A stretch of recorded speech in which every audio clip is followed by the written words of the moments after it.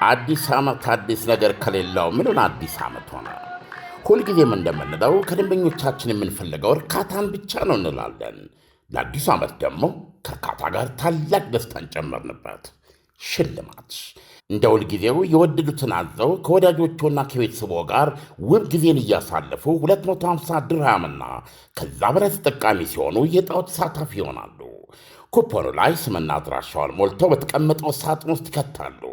ኦንላይን ለምታዙ ደንበኞቻችን ትዕዛዙ ከ250ና ከዛ በላይ ከሆነ ኩፖን አብረን የምንልክ ሲሆን ሞልተው በዱከም ሬስቶራንት በሚገኘው ሳጥን ማስገባቱን አይዘንጉ።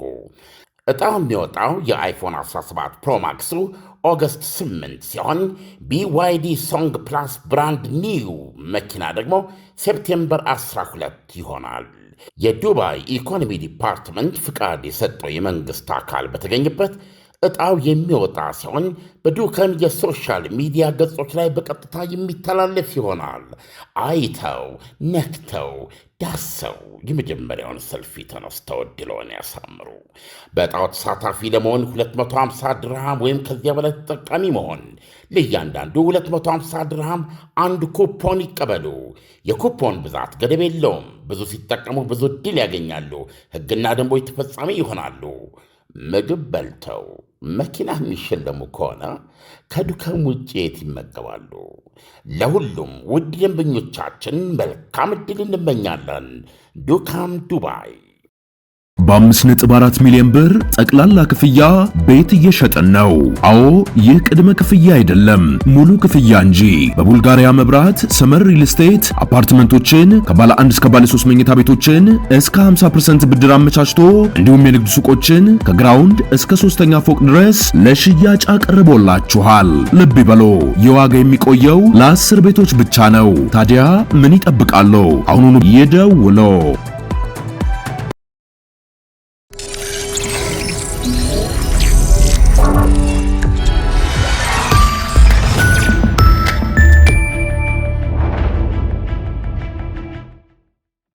ጤና ይስጥልኝ።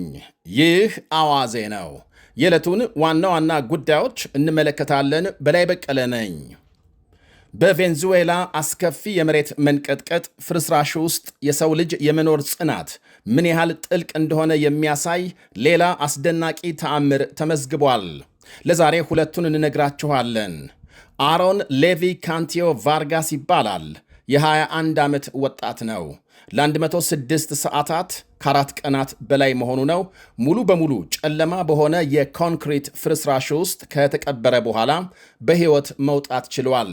ሁኔታው የነፍስ አድን ሠራተኞች በሕይወት ያሉ ሰዎችን የማግኘት ተስፋ ሙሉ በሙሉ ተሟጧል ብለው መደምደሚያ ላይ በደረሱበት ሰዓት የተሰማ ታላቅ የምሥራች ነው። አደጋው በደረሰበት ቅጽበት አሮን ሌቪ ባለ 5 ፎቅ አፓርታማ ውስጥ የነበረ ሲሆን ሕንፃው በሰኮንዶች ውስጥ ሙሉ በሙሉ ተደርምሷል። እርሱ የወደቀው እርስ በርስ በተደጋገፉ ከባድ የኮንክሪት ግግሮች መካከለኛ ክፍል ላይ በመሆኑ ከላይ የመጣው ፍርስራሽ በቀጥታም ሳይጨፈልቀው የሕይወት 3 ማዕዘን በሚባል ጠባብ ክፍተት ውስጥ ሊቆለፍበት ችሏል። በዚያ ጠባብና አቧራ በበዛበት ጨለማ ክፍል ውስጥ ለ4 ቀናት ከግማሽ ያህል ሲቆይ ትልቁ ፈተናም ከፍተኛ የኦክስጅን እጥረት፣ ሙቀትና ስነ ልቦናዊ ፍርሃት ነበሩ። አሮን ከፍርስራሹ ከወጣ በኋላ በሰጠው ቃል በቆይታው ሁሉ ተስፋ ላለመቁረጥ በአእምሮ ከቤተሰቦቹ ጋር ይነጋገርና ይጸልይ እንደነበር ገልጧል። ኃይሉ እንዳያልቅበትና ድምፁ እንዳይዘጋ በመጠንቀቅ የነፍስ አድን ሠራተኞች በአቅራቢያው ፍለጋ ላይ መሆናቸውን የሚያሳይ የከባድ መኪናዎች ንዝረት ሲሰማ ብቻ በአቅራቢያው የሚገኝ ብረት በድንጋይ በመምታት የምልክት ድምፅ ያሰማ ነበር። ልዩ የድምፅ መቅረጫ መሳሪያዎችን የያዙት የነፍስ አድን ባለሙያዎች ከጥልቅ ፍርስራሽ ውስጥ የሚመጣን በጣም ደካማ የብረት ምት ድምፅ ሰሙ። ድምፁ የመጣበትን አቅጣጫ ካረጋገጡ በኋላ ለሰዓታት በጥንቃቄ የኮንክሪት ንጣፎችን በሃይድሮሊክ መሳሪያዎች በመቁረጥ አሮን ሌቪን በሕይወት ማውጣት ችለዋል። የነፍስ አድን ሠራተኞቹ እርሱን አግኝተው መጀመሪያ እጁን ሲይዙትና በስትሬቸር ወደ ውጪ ሲያወጡት በስፍራው የነበሩ በመቶዎች የሚቆጠሩ ሰዎች በደስታ እንባም አልቅሰዋል። አሮን ለ106 ሰዓታት ያለምንም ምግብና ውሃ የቆየ በመሆኑ ወደ ውጪ ሲወጣም ከፍተኛ የሰውነት ፈሳሽ እጥረትና የጡንቻዎች መጎዳት ነበረበት። በአሁኑ ወቅት በከፍተኛ የሕክምና ክትትል ላይ የሚገኝ ሲሆን ዶክተሮች እንደሚሉት ምንም እንኳን የአካልና የስነ ልቦና ጠባሳው ከባድ ቢሆንም ወጣት በመሆኑና ፈጣን የሕክምና እርዳታ በማግኘቱ ሙሉ በሙሉ የማገገም ዕድሉ እጅግ ከፍተኛ ነው። ሌላኛዋ ባለታሪክ ዲያና ፓቲኖ የተባለች እናትና የ18 ቀን ዕድሜ ያለው ጨቅላ ልጇ በሕይወት መገኘታቸው ትልቅ ተአምር ሆኖ ተመዝግቧል። ዳያና ፓቲኖ አደጋው ከመከሰቱ ጥቂት ቀደም ብሎ በ8ኛ ፎቅ ላይ በሚገኝ መኖሪያ ቤቷ ዕቃ እያጠበች ነበር። ምድር መናወጥ ስትጀምር በፍጥነት ሮጣም ልጇን ካቀፈች በኋላ ሕንፃው ሙሉ በሙሉ ሲናድ እርሷና ልጇ ወደ ጥልቅ ፍርስራሽ ውስጥ አብረው ተቀበሩ። ልክ እንደ መብረር ነበር የተሰማኝ። እንዴት ልጄን ሳለቀው እንደቀረሁ አላውቅም።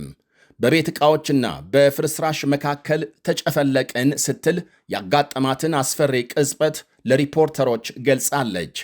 ዳያናና ልጇ ሙሉ በሙሉ ጨለማ በሆነ ፍርስራሽ ውስጥ ከ2 ቀናት በላይ ተቆልፎባቸው ቆይተዋል። እናት ግራግሯ ኮንክሪት ተጭኖባት መንቀሳቀስ ባትችልም ሙሉ ትኩረቷን ልጇን ማዳን ላይ አድርጋ ነበር። እርሱ እስከኖረ ድረስ እኔም እኖራለሁ አልኩ። መተንፈሱን ለማረጋገጥ አልፎ አልፎ አፍንጫውን በእጄ እዳስስ ነበር ብላለች። ኃይሏን ላለማባከን ስትል ዝምታን መርጣ ትቆይና የነፍስ አድን ሠራተኞች ድምፅ ወይም የእግር ኮቴ በአቅራቢያዋ ስትሰማ ብቻ በከፍተኛ ድምፅ ትጮህ ነበር። ይሄ ብልሃቷና ጽናቷ በሕይወት እንድትቆይ ረድቷታል። የነፍስ አድን ሠራተኞች የሕፃኑን ደካማ ድምፅ ተከትለው ፍለጋቸውን አጠናከሩ።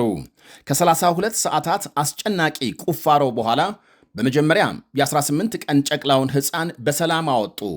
በቪዲዮ ተቀርጾ በተለቀቀው ምስል ላይ የነፍስ አድን ሠራተኞች ሕፃኑን እጅ በእጅ እየተቀባበሉ ወደ ውጭ ሲያወጡና ለአባቱ ሲያስረክቡት በስፍራው የነበረው ሰው ሁሉ በደስታና በእንባ ታጅቦ ሲያጨበጭብ ይታያል። ከጥቂት ሰዓታት በኋላም እናቲቱ ዳያናም በተሳካ ሁኔታ ከፍርስራሹ ውስጥ ወጥታለች። የሚገርመው ሁለቱም ምንም አይነት የአጥንት ስብራት አልደረሰባቸውም። እናትየው በእግሮቿ ላይ ቀላል የመላጥ ጉዳት የደረሰባት ሲሆን ሕፃኑ ምንም አይነት ከባድ ወይም ደግሞ ምንም አይነት ጉዳት አልደረሰበትም። በአሁኑ ወቅት በዋና ከተማ ካራካስ በሚገኝ ሆስፒታል የሕክምና ክትትል እየተደረገላቸው ሲሆን በጥሩ ጤንነት ላይ ናቸው። ይሄ ክስተት በቬንዙዌላ ለደረሰው ታላቅ የተፈጥሮ አደጋ ተስፋ ለቆረጡ ወገኖች ሁሉ ትልቅ የብርሃንና የብርታት ምልክት ሆኗል። ባለፈው ረቡዕ ሌሊት በደረሰው ከባድ የመሬት ነውጥ እስካሁን ከ1400 በላይ ሰዎች መሞታቸው ሲረጋገጥ በሺዎች የሚቆጠሩ የገቡበት አልታወቀም። ወደ ሌላ መረጃ ስናልፍ የኢራንና አሜሪካ ዋነኛ የሰላም አሸማጋይ ፓኪስታን በአፍጋኒስታን በፈጸመችው የአየር ጥቃት ከ30 በላይ ሰዎች መገደላቸው ተነገረ። የፓኪስታን ጦር ከአፍጋኒስታን በሚያዋስን ድንበር በሚገኙ ግዛቶች የአየር ጥቃት ከፈጸመ በኋላ የእግረኛ ሰራዊት ማሰማራቱ ታውቋል። የአፍጋኒስታን ታሊባን መንግሥት በፓኪስታን አየር ጥቃት 36 ሰላማዊ ሰዎች መገደላቸውንና ከ160 በላይ መቁሰላቸውን ሲያስታውቅ የፓኪስታን ማስታወቂያ ሚኒስቴር በጥቃቱ 30 የሚጠጉ ታጣቂ ሚሊሻዎች መገደላቸውን አመልክቷል። የአየር ድብደባው በየጊዜው ድንበር እየተሻገሩ ሰላማዊ ሰዎች ላይ ጥቃት በሚያደርሱ ታጣቂዎች ላይ ያነጣጠረ ነው ብሏል ሚኒስቴሩ።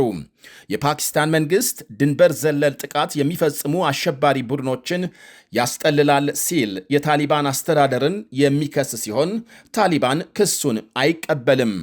ታሊባን በበኩሉ ፓኪስታን በፈለጋት ጊዜ እየተነሳች ድብደባ በመፈጸም ሰላማዊ ሰዎች እየገደለች ነው ሲል ክስ ሲያቀርብ ቆይቷል። የአሜሪካ ፕሬዝዳንት ዶናልድ ትራምፕ ከኢራን ጋር ነገ ማክሰኞ በኳታር ዶሃ ቀጣይ ድርድር እንደሚካሄድ አስታወቁ። ትራምፕ ዛሬ ባሰራጩት ጽሑፍ በኢራን ጥያቄ መሠረት በነገው ዕለት በዶሃ ንግግር እንደሚካሄድ አመልክተዋል። የዋይት ሃውስ ቃል አቀባይም የአሜሪካ ዋነኛ ተደራዳሪዎች ስቲቭ ዊትኮፍ እና ጃሬድ ኩሽነር በዶሃ በሚካሄድ ስብሰባ እንደሚሳተፉ ለፋክስ ኒውስ ገልጸዋል። የፓኪስታን ተወካይ በበኩላቸው ነገ የሰላም ንግግሩ እንደሚቀጥል የገለጹ ሲሆን የኢራን ባለሥልጣናት ግን ምንም አይነት የሰላም ንግግር ቀጠሮ አልተያዘም የሚል መግለጫም ዛሬ ቀን አውጥተዋል። በኢራንና አሜሪካ መካከል የመግባቢያ ሰነድ በቅርቡ የተፈረመ ሲሆን ቀደም ሲል የተደረሰውን ተኩስ አቁም ለ60 ቀናት በማራዘም በቀሪ ጉዳዮች ላይ ተነጋግረው የመጨረሻ የሰላም ስምምነት ለመፈራረም ቀጠሮ መያዛቸው ይታወሳል። ሆኖም ባለፈው ሳምንት ተኩስ አቁም በመጣስ ውጊያ መቀጠላቸውን ተከትሎ አንደኛው ሌላኛውን ስምምነቱን አፍርሷል በሚል ሲወነጅል ቆይቷል። በዲሞክራሲያዊት ኮንጎ ዋና ከተማ ኪንሻሳና በሌሎች አካባቢዎች ሕዝባዊ ስብሰባዎች ተከለከሉ። መንግሥት ባወጣው መግለጫም የኢቦላን ስርጭት ለመግታት ምንም አይነት ሕዝባዊ ስብሰባዎች አይካሄዱም ሲል ከልክሏል። በተለይ 18 ሚሊዮን ሕዝብ ይኖርባታል በምትባለው ዋና ከተማ ኪንሻሳ ቫይረሱ እንዳይዛመት ከፍተኛ ስጋት ማደሩ ይነገራል። በአሁኑ ወቅት በምስራቅ 3 የሀገሪቱ ግዛቶች በሽታው ተስፋፍቶ እንደሚገኝ ሲነገር እስካሁን በይፋም በምርመራ የተረጋገጡ ከ1200 በላይ ሰዎች በቫይረሱ ተይዘዋል። 400 የሚጠጉ ሰዎች መሞታቸው ተረጋግጧል። በሽታው ወደ ጎረቤት ሀገሮች ሳይቀር እየተዛመተ መሆኑ ነው የሚነገረው። አሁን መንግሥት ሕዝባዊ ስብሰባዎች እንዳይካሄዱ የጣለው ክልከላ ከተቃዋሚ ፖለቲከኞች የሰላ ትችት ገጥሞታል። የሀገሪቱ ታዋቂ ተቃዋሚ ጥምረት እርምጃው በቀጣዩ ሳምንት ሊካሄድ የታቀደውን የተቃውሞ ሰልፍ ለማደናቀፍ ሆን ተብሎ የታቀደ ሴራ ነው ብሏል። ይህ አዋዜ ነው። በ5.4 ሚሊዮን ብር ጠቅላላ ክፍያ ቤት እየሸጥን ነው። አዎ ይህ ቅድመ ክፍያ አይደለም፣ ሙሉ ክፍያ እንጂ። በቡልጋሪያ መብራት ሰመር ሪል ስቴት አፓርትመንቶችን ከባለ 1 እስከ ባለ 3 መኝታ ቤቶችን እስከ 50% ብድር አመቻችቶ እንዲሁም የንግድ ሱቆችን ከግራውንድ እስከ 3ኛ ፎቅ ድረስ ለሽያጭ አቅርቦላችኋል። ልብ ይበሉ፣ የዋጋ የሚቆየው ለ10 ቤቶች ብቻ ነው። ታዲያ ምን ይጠብቃሉ? አሁኑኑ ይደውሉ። አዲስ ዓመት አዲስ ነገር ከሌለው ምንን አዲስ ዓመት ሆነ? ሁልጊዜም እንደምንለው ከደንበኞቻችን የምንፈልገው እርካታን ብቻ ነው እንላለን። ለአዲሱ ዓመት ደግሞ ከእርካታ ጋር ታላቅ ደስታን ጨመርንበት። ሽልማት እንደ ሁልጊዜው የወደዱትን አዘው ከወዳጆቹና ከቤተሰቦ ጋር ውብ ጊዜን እያሳለፉ 250 ድርሃምና ከዛ በላይ ተጠቃሚ ሲሆኑ የዕጣው ተሳታፊ ይሆናሉ። ኩፖኑ ላይ ስምና አድራሻውን ሞልተው በተቀመጠው ሳጥን ውስጥ ይከታሉ። ኦንላይን ለምታዙ ደንበኞቻችን ትዕዛዙ ከ250ና ከዛ በላይ ከሆነ ኩፖን አብረን የምንልክ ሲሆን ሞልተው በዱከም ሬስቶራንት በሚገኘው ሳጥን ማስገባቱን አይዘንጉ። ዕጣው የሚወጣው የአይፎን 17 ፕሮማክሱ ኦገስት 8 ሲሆን BYD ሶንግ ፕላስ ብራንድ ኒው መኪና ደግሞ ሴፕቴምበር 12 ይሆናል።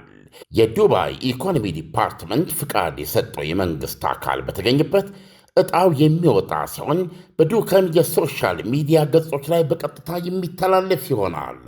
አይተው ነክተው ዳሰው የመጀመሪያውን ሰልፊ ተነስተው ዕድልዎን ያሳምሩ።